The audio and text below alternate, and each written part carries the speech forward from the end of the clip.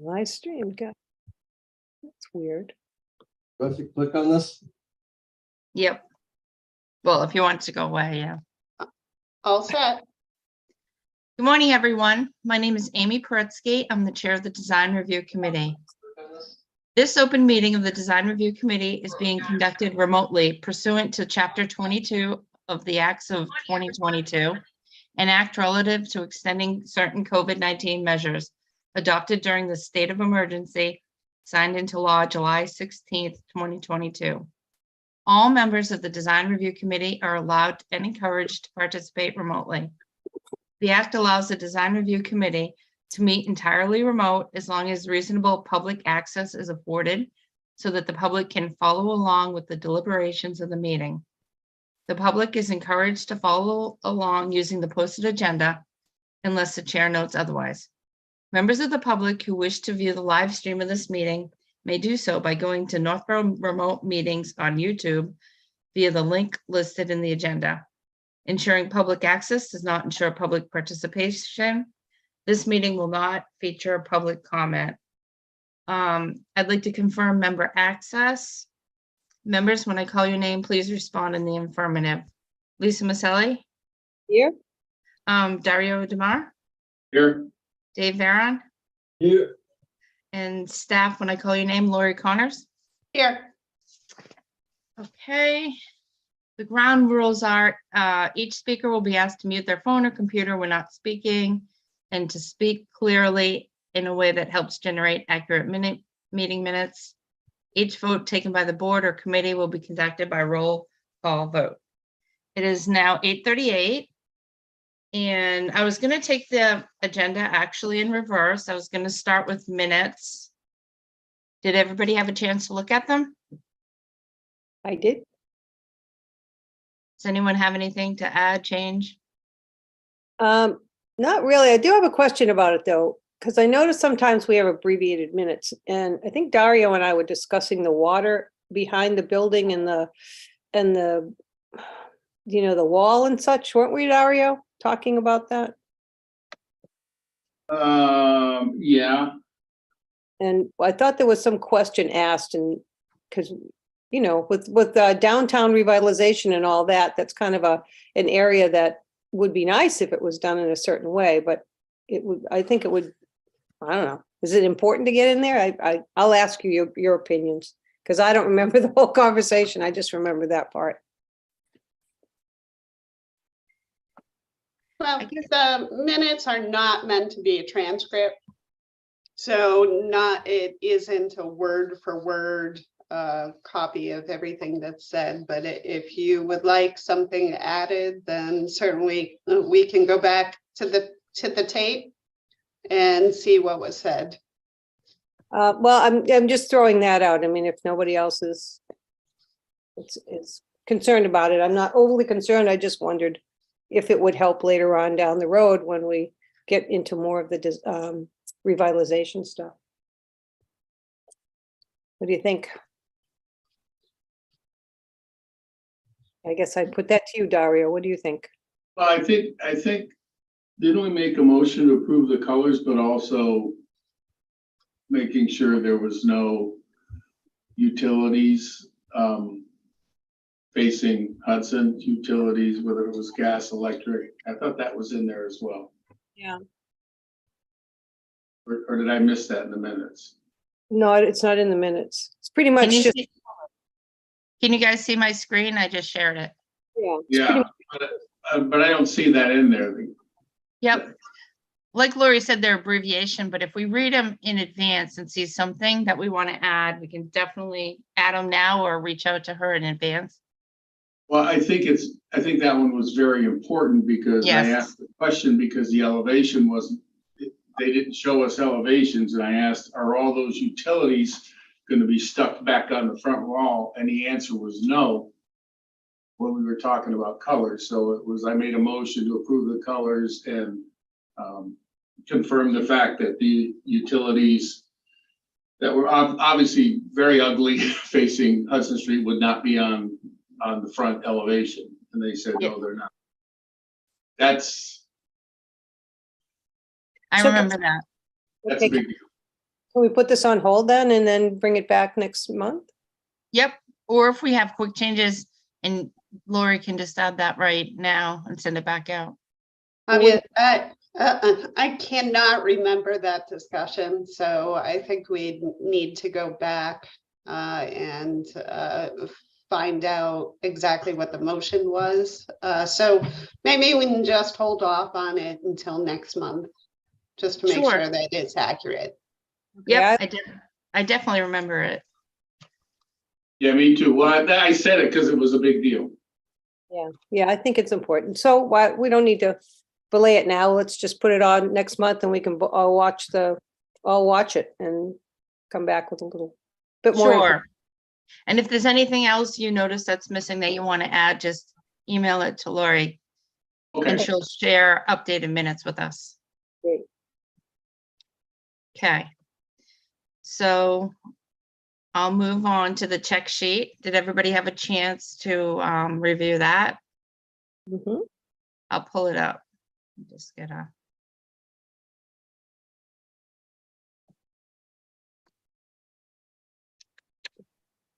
Let's see. You can put it on the screen, right? I can, I'm just looking for it.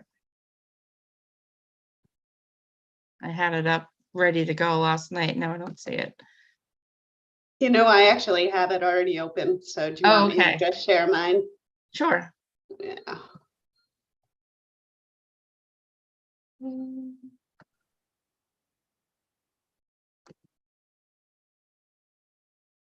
There you go.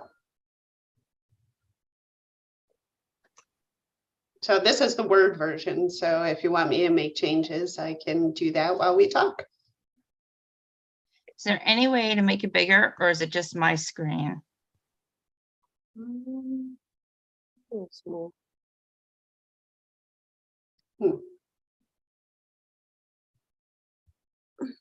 I don't think I can, and hit unfortunately. control and then scroll. If you've got a mouse with a Control scroll, and scroll.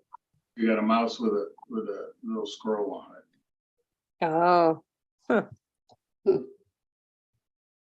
No, I can't do it. She can do it. No, that didn't work.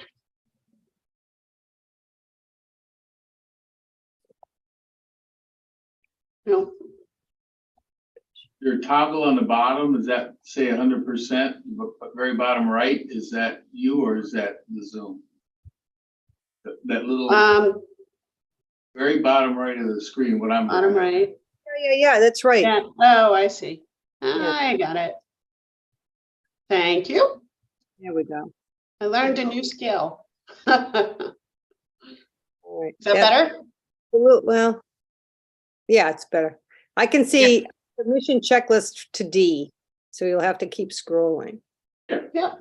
That's okay. How's the top look? You okay with that? Yeah, I'd like to, on 2A at the end where it says alterations, renovations, and of adjacent areas. Photographs of existing showing location of proposed alterations. Right. Alterations and of adjacent areas. Yeah, I think I got that from the zoning, but let me just see. It's okay. I just wanted to ask a question.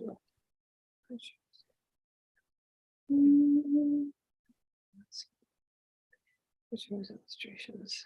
Probably should be and or, otherwise you just throw yourself out if you don't have all three. Right. Okay, Wait a minute, and or actually alterations and or renovations, and then adjacent areas should be on their own.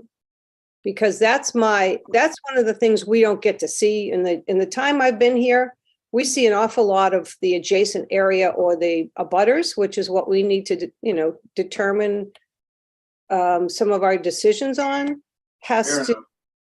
Yeah. kind of important to have it. So if you put Fair enough, yes. Yeah, I retract that. Leave it at ants, and then we'll get everything.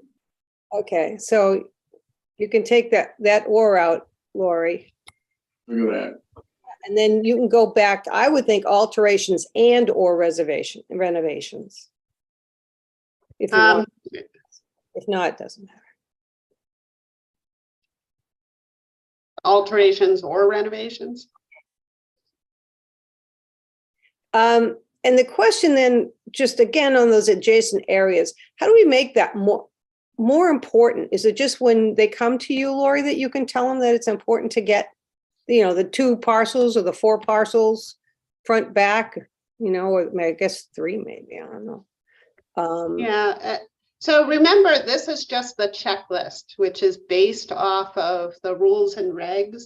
So it's actually word for word from the rules and regs. So if we're not happy with the language, then it would have to be a modification of the rules and regs. Okay, So it's the planning board rules and regs, which actually we're advertising Mhm. because we are interested in making modifications to other sections. okay. So I could always include that. The public hearing is going to be on December 6th to consider the other modifications, which are mostly to common driveways and site plan review. All right. Well, yeah, I mean, a good example of why I'm bringing it up is that when we had, I guess it was Hudson Street with that latest duplex, that, you know, we talked about the light, how it hits the house and all that sort of thing. If we hadn't seen the closeness to the house, we probably wouldn't have even, you know, been concerned about putting a fence up so the light doesn't hit the other neighbor and that sort of thing. So how do we highlight that that's kind of an important factor that we actually haven't been getting lately? I think it depends on how you interpret it. So the way I would interpret this sentence is that it would have to include kind of like the side of the house. So it wouldn't just be a blow up of, let's pretend that they are modifying the porch. So instead of just doing a blow up of the porch, it would include the entire like side yard. So that is my interpretation of this sentence. If that's not your interpretation of this sentence, then we might want to clarify that in the regs. Well, I do think that it's not a bad idea to get some clarification. If for some reason, you know, somebody else is looking at it and they're not, they're looking at it in a different view. And again, I can use that as an example back to Hudson Street. We got a lot of photographs of the building itself, like the brick building, but not the sides, not how it sits. And you can go to Google and do that overview, the bird's eye view, to get that look of where it sits on the land and where the other buildings are to it. So maybe it's the word photographs. Maybe we could talk about how those should be more inclusive of things. I don't know. I think photographs are fine, and maybe, you know, it's adjacent properties, you know, maybe adjacent areas. I don't know if that's the right word, but these are pictures. And if you want to get a site plan that shows the neighbors, then somewhere in the site plan 3A, that's right, locating existing structure showing proposed grades and adjacent buildings, adjacent buildings, then you'll be able to see this in context of what's next to it. Perfect. All right. I like that. Because that's, if you're going to do that, that's where that would belong, not pictures and aerials from Google, but the site plan would then say, oh my gosh, this house is only 5 feet, which is legal from the property line. And then our lights are shining right in their windows. On the site plan, if you just show, and that's pretty available. It's not like it's hard to do. It's on our tax maps and everything else. They show where that is. And then whoever does the site plan can use, you know, Google Maps or the USGS maps to show where the adjacent structures are. 100%, I agree with that. And is that something you have to bring before the planning board then, Lori? Yes. Because we can't have, the checklist not match the regulations. Okay.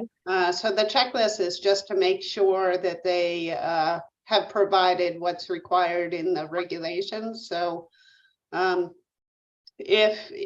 this would be first added to the regulations, and then the checklist would be modified to reflect that. So maybe state that one more time, Dario. Yeah, I think- And renderings of adjacent buildings or No, so- isometric so- line drawings? What are you looking for? Hang on, at 2A is what we would be modifying, and all it would say adjacent buildings and properties, so you can see what's next door on 2A. Because that's the photograph part. Okay, but that is the modifications to existing buildings. So that's when they're doing additions, and 3 has to do with the construction of new buildings. So you want that in both locations? It probably For should be in both. additions It As should be well both. as, huh? I think it should be Okay. both. Okay, Oh, both. And of adjacent buildings and properties. Areas is very vague, so areas we can take out. Well, photographs is already up front, but that's fine. Of adjacent areas. Of adjacent building and properties. Okay, you take out photographs of that you placed in front of adjacent areas.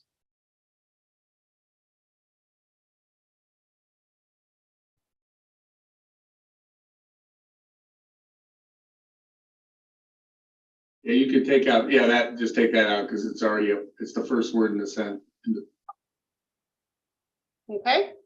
Buildings and properties. Yeah, I think that's good. And then that same line would be G. It would be the exact same line because whether it's a new building or an addition, that's important. You can Okay. just copy and paste if you want. And then you go, Does everybody agree with that? and then you go to 3A, add to the end of 3A. No, that's not photographs. No, I know, but you said, I 3G. agree. She already started it in 3G. You see it? Yes. Oh. Okay. So if 3G just matches 2A, we're fine. I get you. Because we're basically saying we want the same thing, whether it's a new building or a renovation. So if it's the same thing, just write the same thing. Well, this is, they're not doing alterations or renovations, so I don't want to add that. Fair enough. Yes, yes. Perfect. You did perfect. One thing I wanted to add too is how we discussed showing the utilities. Oh, yes.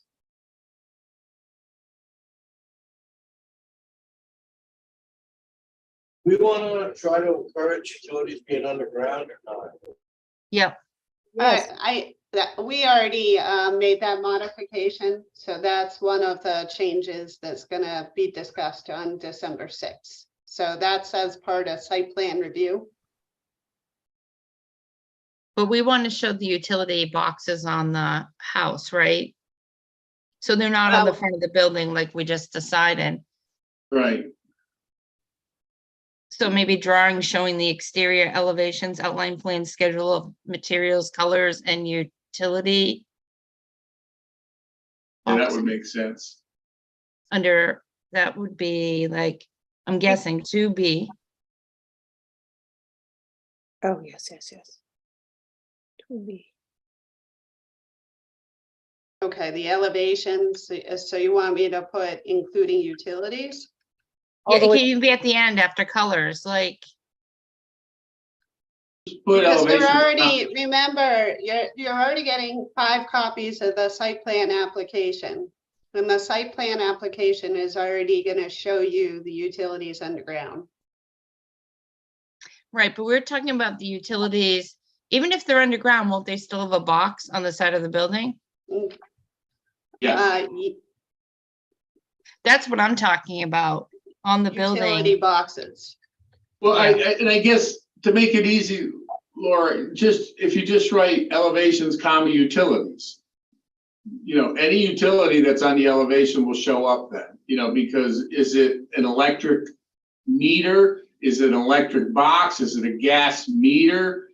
So just utilities covers everything. Just put comma utility, exterior elevations, utilities, outline plans. You can use one word. That's correct. I agree. Because then it covers everything. Just elevations, comma, utilities. It's that simple. Okay, yeah, I don't think that's clear, but if you do, that's fine. Right, because then the person might turn around and say, well, our utilities are underground. Except for Right, stuff so that's on the- why I'm specifying that they have to show utility boxes. Like typically what people would think is the line, the gas line. And so usually what we see on site plan review is we see the utility. So on a site plan, you see the utility box location. You see the, the line, the water line, the sewer line, the gas line, and the electrical cable lines. So, Right, so maybe you put including utilities such as boxes, meters, hookups, etc. Because hookups would go for the fire valves that stick out the side. You would never see a water line because it would freeze, and you would never see a sewer line because it would freeze. So those aren't on the exterior of the building. But that hook boxes and meters takes care of gas and electric, and it takes care of voice and data if they have, big panels for that. And hookups would take care of, a lot of times they have Y valves coming out for the fire department. And, it would be a bigger building, not a house, but I think that covers everything, boxes, meters, hookups, etc. So that, if we forgot something, it's kind of implied.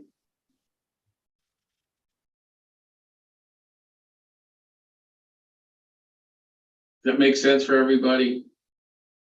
Yep, and we'll probably have to put that in 3 too, somewhere. 3B.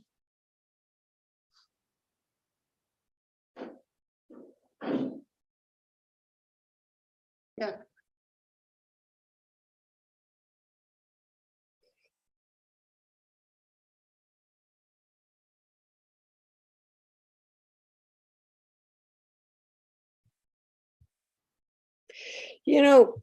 While you're done with that, and when I'm looking at the photographs of adjacent buildings and properties. How do we make it? I mean, I suppose it's more your interpretation being told this to the developers, but that the photographs aren't just of buildings and the properties, it's what its relationship is to the new building.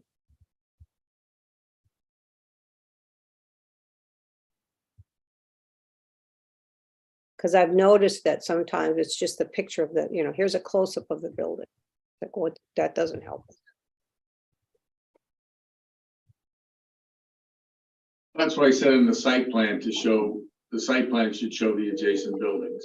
Right, so, Not pictures, it should show the physical location. okay. That is already in there. Okay. Where is that? Where is it though? Just bear with me for a minute and I'll find it. Perfect.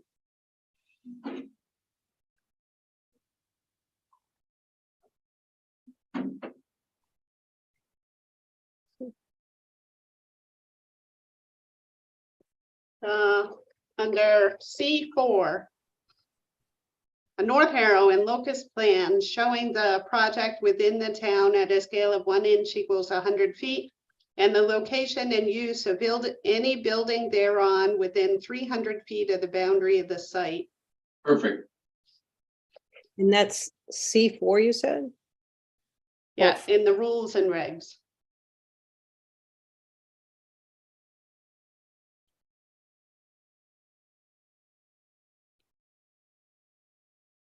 That's good. All right, you want to go up to 4 and 5? Because all I can see is 3G at the end on the screen. So We're starting with note drawings. so this is the supplemental application requirements for design review. So this doesn't include site plan review. That's a separate checklist. Oh, okay. I can bring that one up if you'd like.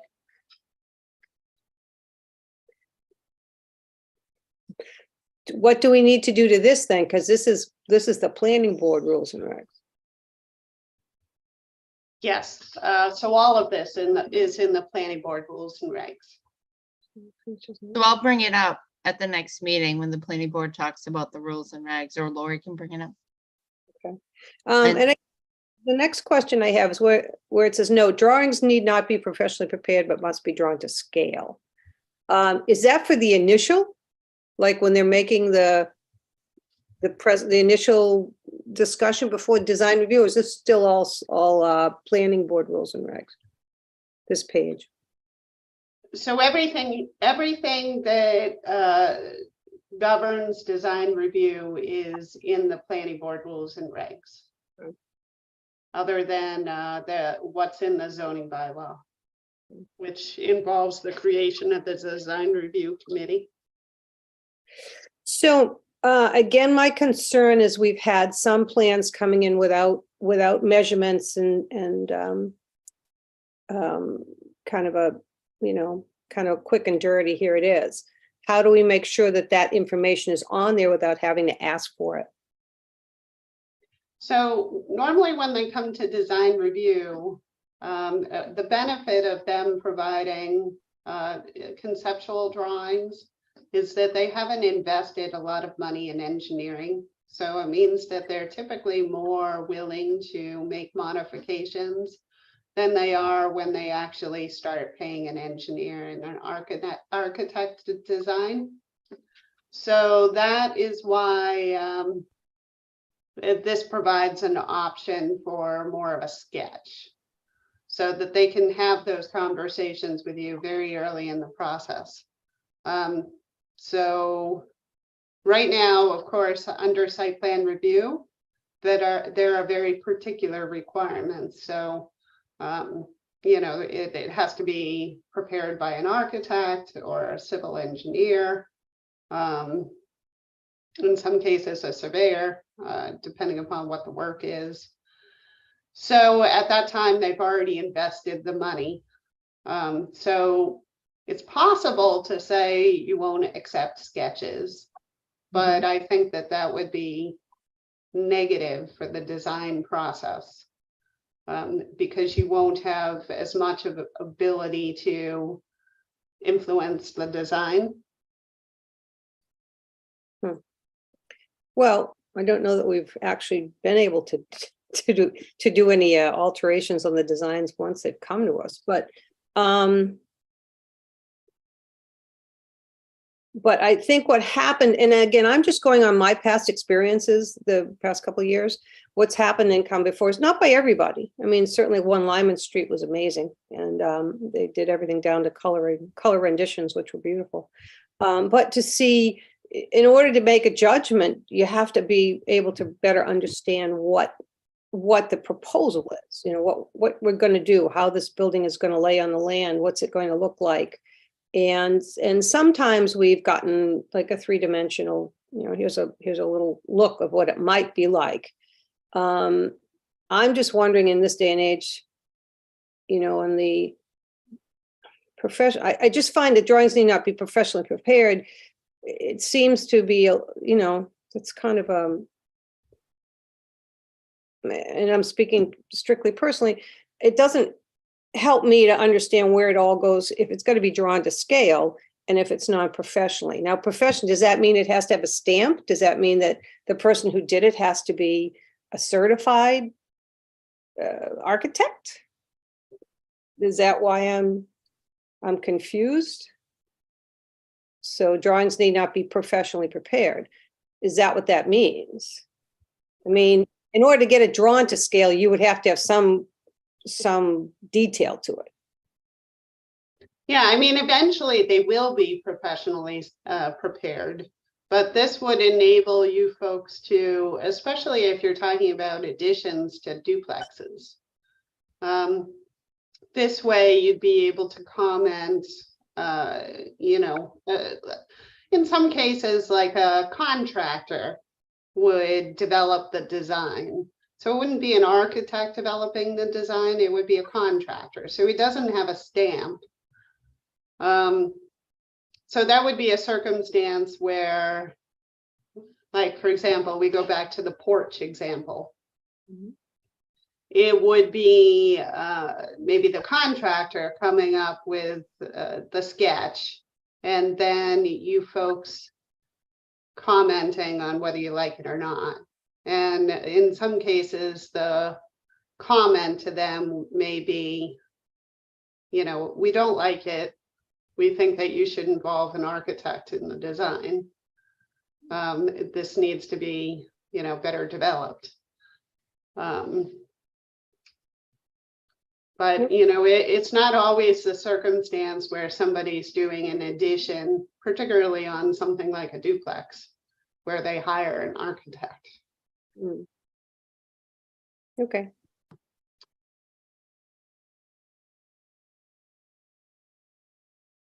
Oh, we can move on. I'm all set. Okay, so does anybody have anything else to add, or do you think this covers it all? Did we put the lighting in this one? Are you talking overall? Is lighting also included in this, or was that something else we added later?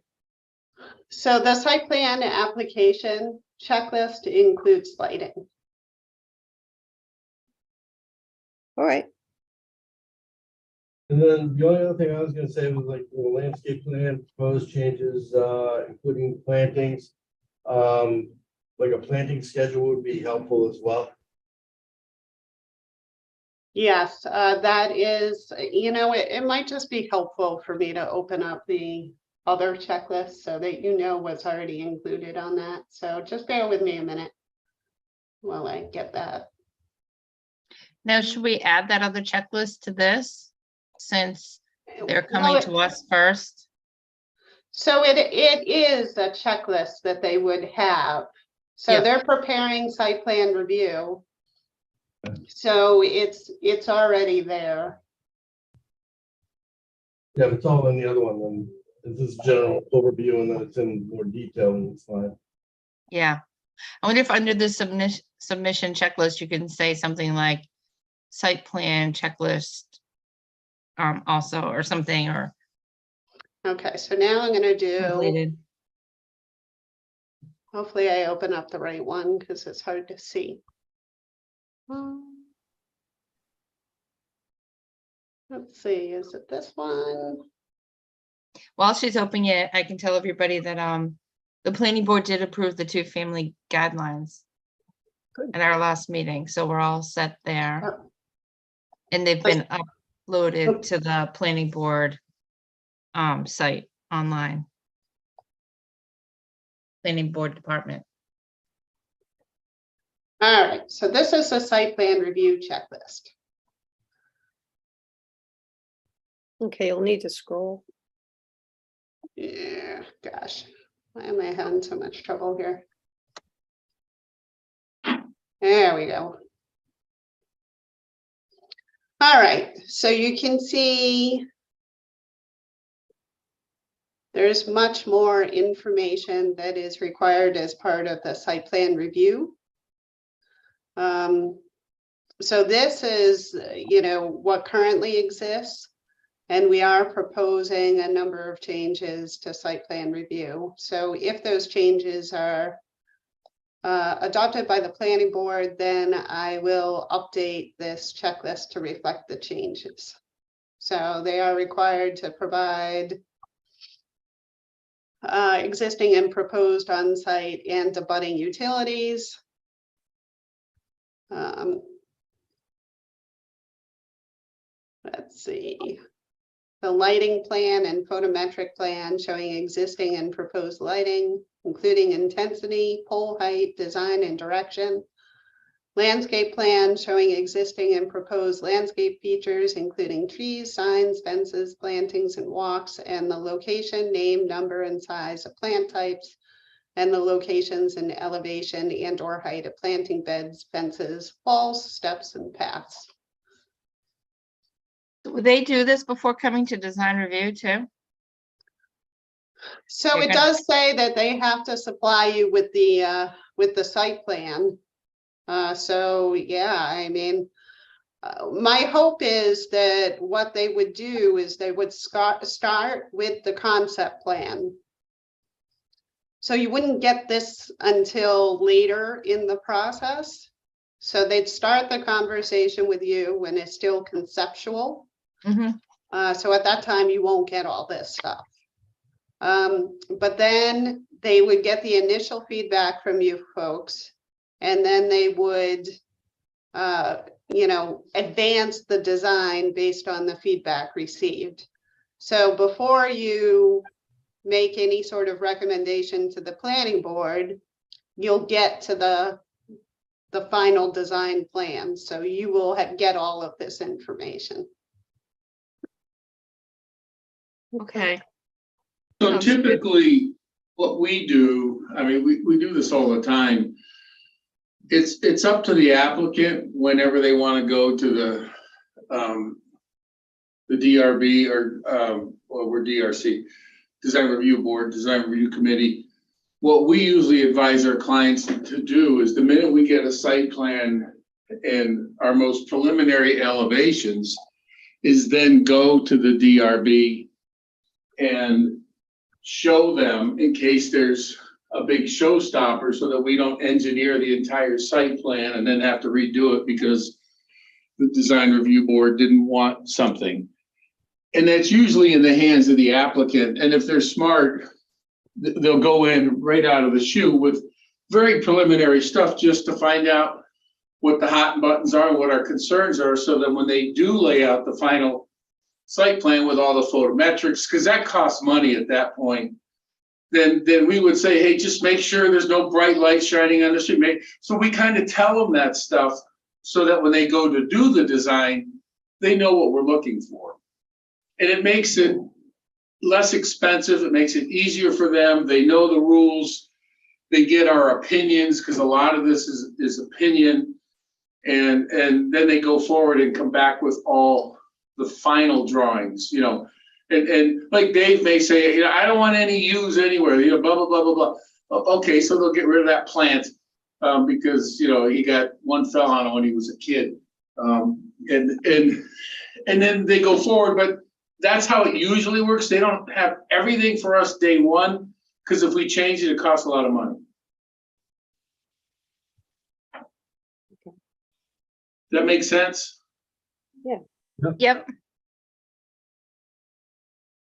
And then Lori's spot on with this, because this is every I dotted and T crossed, but you don't want to have all this when you're going to the design review board, because if it changes, then all the engineers have to spend a lot of time and money to change it. But they can get our opinions with 10% of this, because we kind of sort of know what they're trying to do.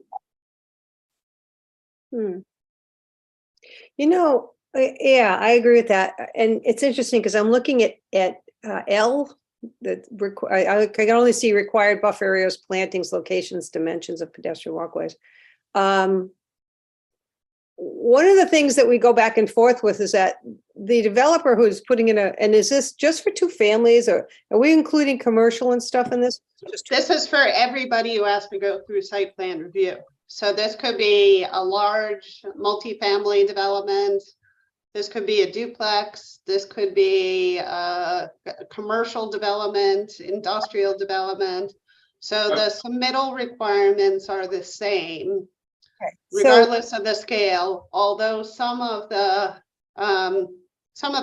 requirements don't make sense, obviously. If you're going forward with a duplex design, then you're not showing parking lot striping and dumpster enclosures and the like. So some of these things wouldn't be applicable to small projects. Okay, because the reason I ask is that we've gone back and forth about the developer was supposed to be responsible for putting in sidewalks in certain buildings, ones on West Main Street. And we were told early, oh, no, we can't do that. The state won't let us. And then we uncovered the reality was the state had wanted to have sidewalks put on. The town would have to be the ones who maintain them. So then we got anecdotal information saying, well, yeah, you don't have to put sidewalks in. And there's been 5 buildings that could have used those sidewalks that were done under misinformation. So I don't see anywhere in our list that sidewalks are also included in what they have to do. So if you look at the zoning bylaw section, then they do require sidewalks in certain circumstances. So let me see. It's under 709 site design, right? Yeah, so we have divided site plan review, so it exists in 2 different spaces. So a portion of the regulations are in zoning bylaw, and a portion is in rules and regulations, which makes it super confusing, I know. When you get to common driveways, they're in 3 locations, even worse. Zoning bylaws, rules and regs, and then subdivision rules and regs. So you have to go to both locations to really understand what the requirements are.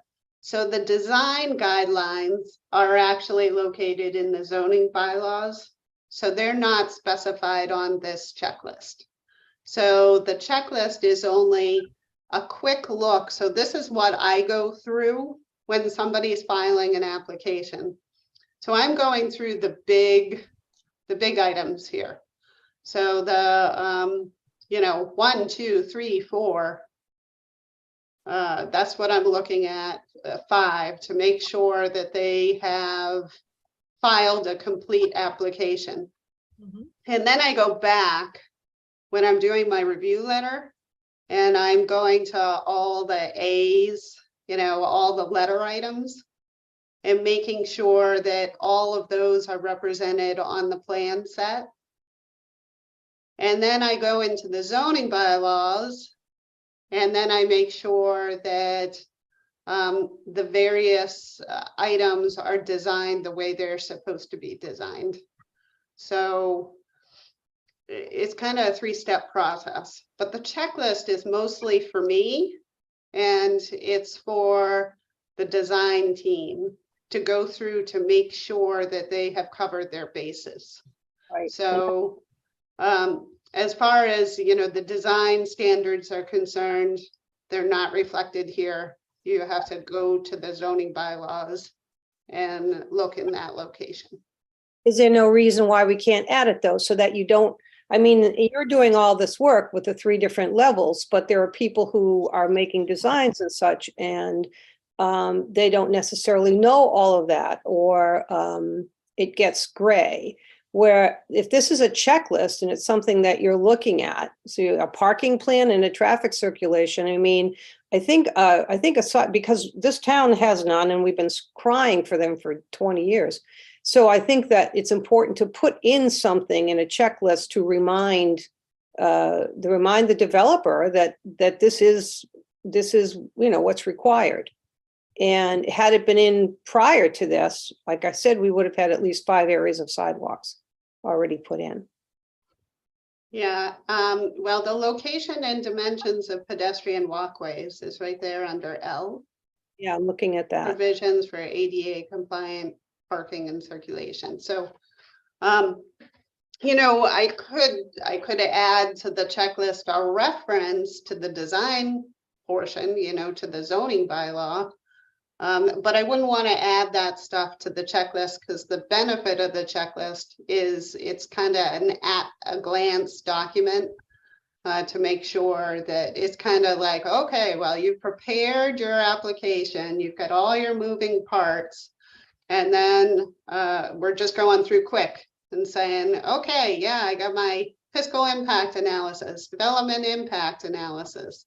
I've got my site plan, I've got my landscaping plan, I've got my elevation drawings, you know, you're just checking it. So you're not evaluating at that point, you're just looking for completeness.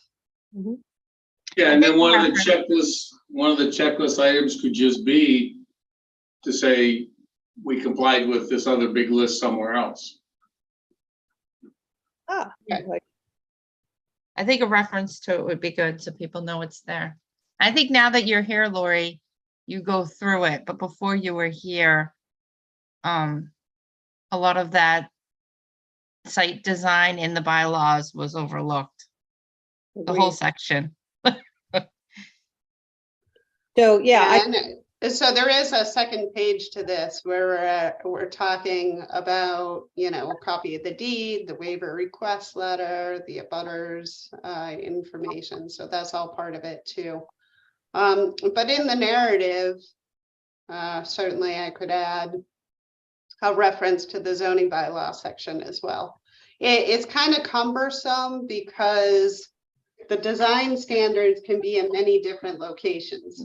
So like, for example, parking isn't in the same location so we have, you know, the sign bylaw section, we have the parking section, we have site plan review design standards. So we have many, many different sections that they have to refer to in the zoning bylaws in order to comply with what's required.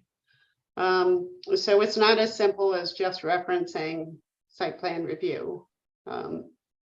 Is it possible? So, I mean, we're all admitting that our whole process is incredibly confusing because of all the different, you know, spots you have to go. Is it possible just to put, you know, item Z at the end, a list of all those that you may need to comply with? So at least if I'm a beginner, I go through this checklist, I think I'm done. And then all of a sudden I'm like, oh, but you forgot this. Oh, but you forgot that. Well, why wouldn't it be in the checklist that at least says you may have to comply with other forms and bylaws such as, and just give the list of everything that might apply, unless it's just like too many things. Because It's then at pretty least much it's pretty much the entire zoning bylaw.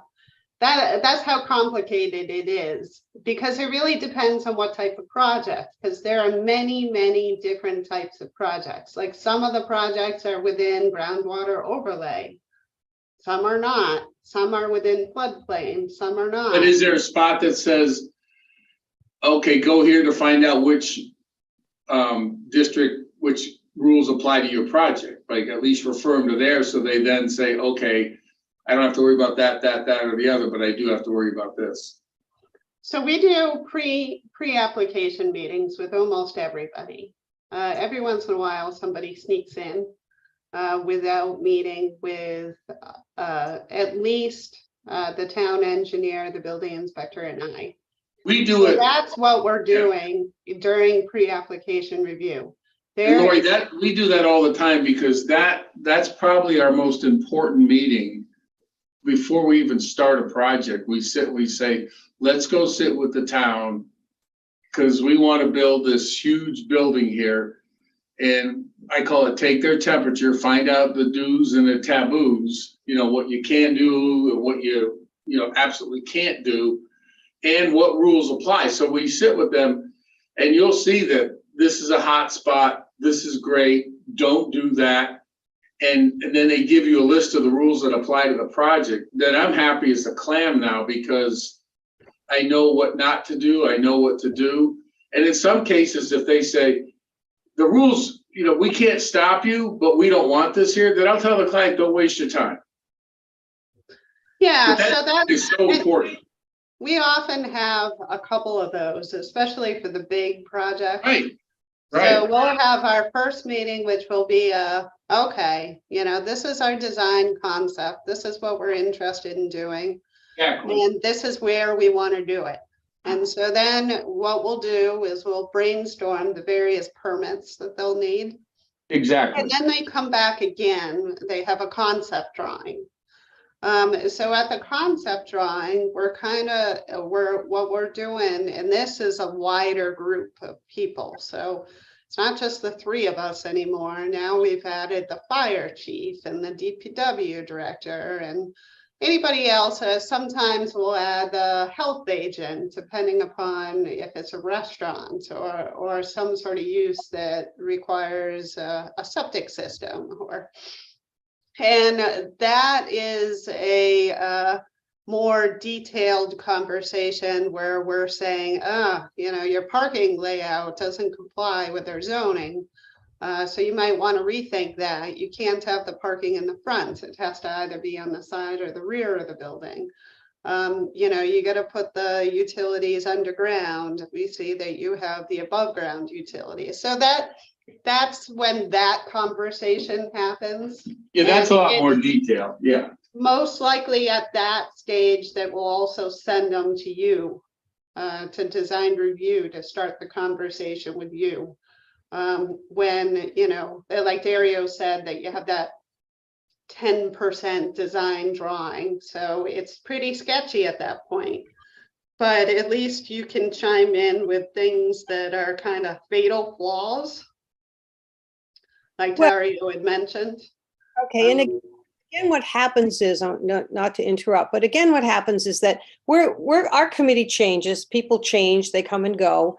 They aren't really given a handbook of things to know about coming in. You kind of learn as you go. And some of these things that have happened, because, people change or importances change. Again, we lost 5 sidewalks, and I think they're important to have them noted someplace that even when you come to design review, that is part of what we can ask about and how it's, put to the road, what the landscaping is next to it. I think it's important. So even though it's in there and buried in there and it's at, a third level that requires, a higher authority to look at, I think that at least a line saying that, the submission of the checklist is that put a note then that the sidewalks fall under the, what's the new crosswalk? I mean, the new streets and whatever thing we've been going through. Complete streets. Yes, complete streets, that sidewalks are following the complete streets requirement. Jurisdiction. Yeah, I mean, that's definitely something that I discussed with applicants early on. So when we're doing those pre-application meetings, so particularly when you have a concept plan, that's something I'll mention to them. So what I'm looking for is so I visit the site and then I'm looking for those items, what sort of off-site improvements, is there a giant puddle in the middle of their building? Is there a sidewalk, but the sidewalk's a crumbling mess? What does the road look like along the frontage? Is that a crumbling mess? So there are certain things that you can require as far as off-site improvements are concerned, but they also have to be reasonable. So Right. you have to take into account the carrying capacity of the project. So, if you have a duplex design, you can't require them to reconfigure the major intersection. It's beyond the carrying capacity of the project and it's unreasonable. And so that's not something that, Dario, you're making me dizzy there. He's getting in his steps. I'm getting You my have steps one of in. those step meters, don't you? Yes. But That's what I should do. I should I get one of those standing desks and then I can exercise while I'm doing my work and I'm watching webinars. That's it. I got a mile in. Good for you. Well, To get But back to, anyway, that is something that you can definitely require. It is in our design standards already. And remember, we also have those design guidelines. So those design guidelines are giving them additional suggestions about how they're supposed to design their project. okay, so but we can put a little, another, notation of it. Because God forbid, Laurie, you decide some handsome prince comes and takes you away and you go off to Hawaii and we don't down someplace. Then we're back to square one. So it's just, it's just some sort of notation somewhere in a checklist that requires, certain, when it's required, blah, blah, blah, with the sidewalks, just so that they're apparent. Yeah, the one thing that I can't do is I can't add things to the checklist that are not otherwise required. So For sure. like I can't make things up. It has to reflect the regulations. Well, it would. I mean, because you've got that one where you had it under L, so it's right there under L, right? Dimensions of pedestrian walkways. So I guess I'm kind of confused as to what you're asking me to do. Are you asking me to add design language into this checklist? No, where you have it in L and it's represented in L. Well, the dimensions of pedestrian walkways doesn't necessarily mean public ways. A pedestrian walkway could be from your door to the street, right? Or is that what dimensions of pedestrian? That's what's nice about it, Lisa, is it includes all walkways. So it's not excluding anything. So it's public, private, internal, external. Otherwise, they would delineate public walkways, on-site walkways, landscaping. That gives us the fact that it says walkways, and we say that's a walkway. Okay, so can we put that someplace else as well? Because this is what's, I'm gonna break in for a sec. I gotta run to my next meeting, so I gotta bow out unfortunately right now. But I'll talk to you guys later. I'm sorry. okay. Thanks, Dave. Our hour's Thank up, you. yeah. Have a good day. Yeah. Thanks, David. Okay, so that's where, I mean, if we can find someplace to be able to note it. So when it comes to design review, we can talk about it. You can absolutely talk about it. You can talk about it now. I've made sure of that, no. But as I said, I mean, we are working so hard to try to get the town, the look that we would like, even the walkability of the town, and have seen so many of those opportunities just pass by. Even where they're located, like there's some that went in, that were located in two buildings that I know of that you don't even think that there's a sidewalk there. So, and if, whether it comes before the planning board, it has to be, rediscussed with the planning board so that it becomes more important. That's, up for discussion at another time. But that's where my focus is headed, is that we've just had too many anecdotal information pieces that have been given to us that weren't really correct. And I don't see that with our new planner, who I'm so excited about. I can see what Lisa's talking about, so, yeah. Okay. So now that I've had my little blah, blah, blah, go ahead. Carry on. So we all set with this checklist, or do you want me to continue to leave it up here? All set from my perspective. Yep, all set. It's just a technical question. Are they going to reset it so that it's lined up correctly and all the paragraphs and everything go in a ordered? Well, I made it, so if you don't like the way it's formatted, then yeah, I can see. So sometimes it's a challenge with the when you have the lines to get everything to line up perfectly, but I can look at it again and see if I can do a better job. Sorry, but oh, that's out of space. Oh. Okay.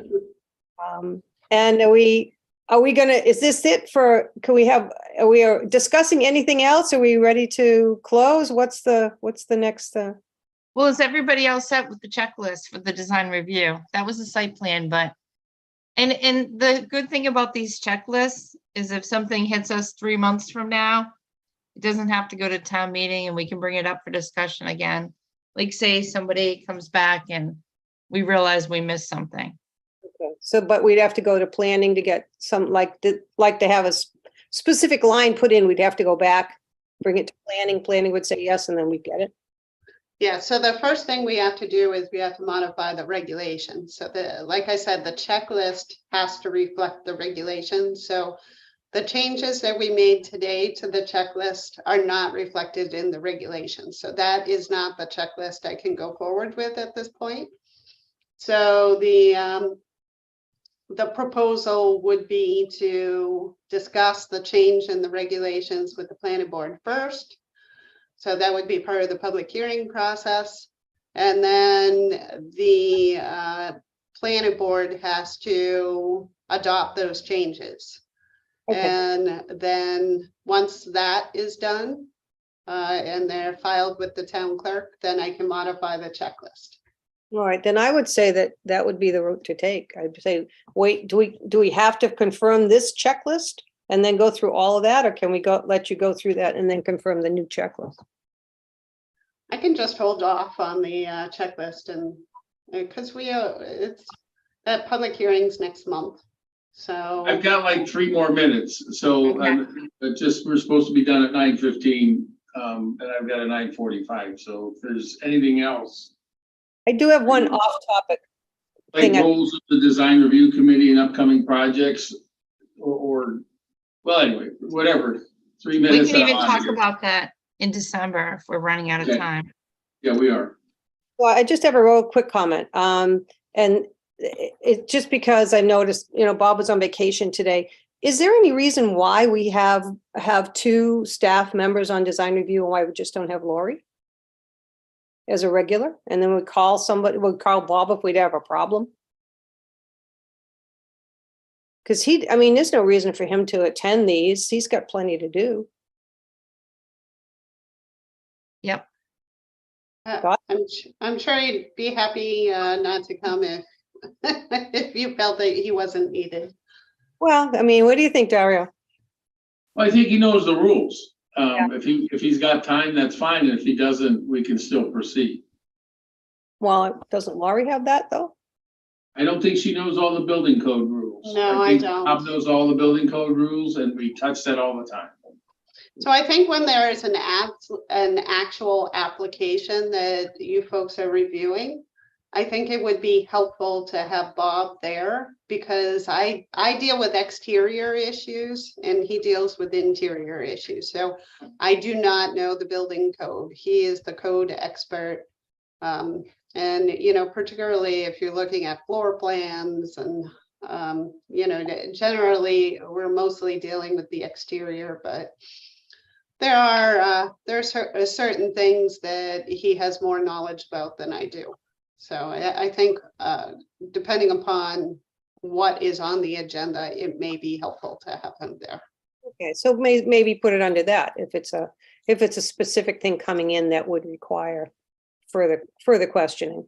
Because after all, you guys work awfully hard. And I think that you don't have to be there, that you should be able to attend to some other things.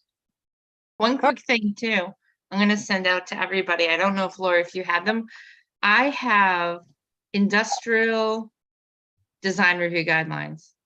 And I don't know if they were ever approved. Kathy sent them to me and they mentioned that they were, but they weren't. And they were never updated or they're never online. So I was gonna send them out to everybody and maybe we can look them over. And I like how the 2-family design review guidelines are now on the planning department page. So if these are approved, we could add these. If there needs to be changes, we can just review them like we did the 2-family design guidelines. They're actually from Absolutely. Industrial. I've never seen those. Oh, okay, I'll send them to you. I've asked about them year after year after year.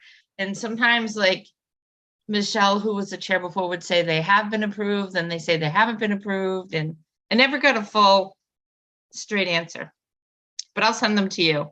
I'll send them to the whole I gotta board. get going, people. Thank you. Okay, Bye, so I'll make a Daria. move. Bye, Daria. All right, thanks. We're just gonna close it out anyways. We'll have to just say a move to close the meeting or, Yeah, do you guys want to, but I just want to finish. I'll send those out. And the whole board can review them, maybe like we did the design review guidelines. since we're chatting a little bit, we also we talked about this once before about who goes back to check to see if the designs were applied and that sort of thing. Like, remember we talked about landscaping in perpetuity and that sort of thing. Who's the one that goes to check to see if this is done? I mean, I know 89 West Main Street is out of such compliance of that. Do Yeah, you- I mean, honestly, there isn't, you know, there are thousands of properties within the town. So it becomes an issue when somebody complains, I suppose, when somebody submits a written complaint. Then it's investigated. And I know Bob doesn't typically respond to anonymous complaints. So somebody has to supply a complaint in writing, assign their name to it, and then he will investigate it. So, you know, I think it really, you know, he has to pick and choose his battles because he's only one man and there's only so much he can handle, only so many hours in a work week. So if it's a matter of something small, like somebody cut down a tree, then chances are he's going to go after more significant zoning enforcement issues than something like that would go on the back burner.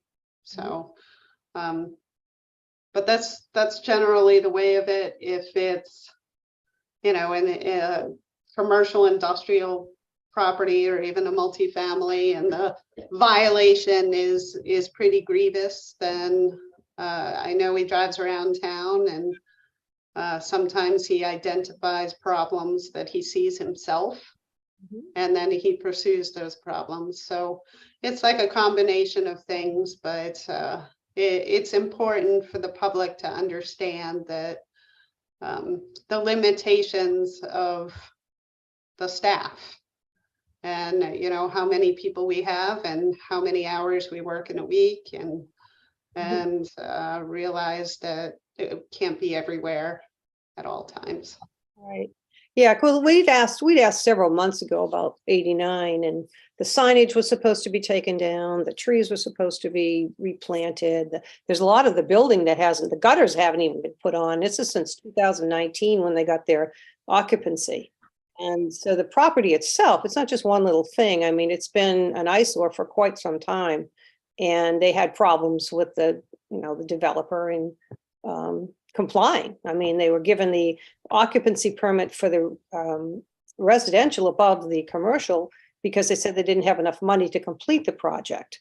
So that was a given, and then they never completed the project. So somebody. I don't know the status of that particular project. I do know that compliance can be a long, difficult process. You know, there's certain tools that are available to the building inspector to encourage compliance. There's a fining mechanism. There's also, you know, non-criminal or criminal disposition. And sometimes it can take years, not from lack of effort, but because you have to bring people to court and and sometimes the court doesn't side with the town. And then what do you do? Well, you're really stuck. So enforcement is not easy. And I know it's frustrating for people because they think that municipal officials should just snap their fingers and it should be done. But these property owners have rights and there's a process that the town has to follow in order to ensure that their rights aren't violated. And I unfortunately have been in circumstances where the court has not sided with the town for grievous violations, and they were allowed to persist for Well, but years. that would be no reason not to go through the things. I mean, I agree that there's a standard process and stuff, but if the end result is assumed that it's not going to be taken care of and not, then we won't do it. I think gets into, again, a lawlessness where people in the beginning, if they've been shown that you're going to do something, they will react. We had that with Sammy's, and 89's been 3 years. And how do you know what the process is, where it's in process, how they've been approached, and there's got to be some sort of a guidance to that. And If you're talking about 89 West Main, and you know, we really have to sign off because we don't have a quorum to continue the meeting.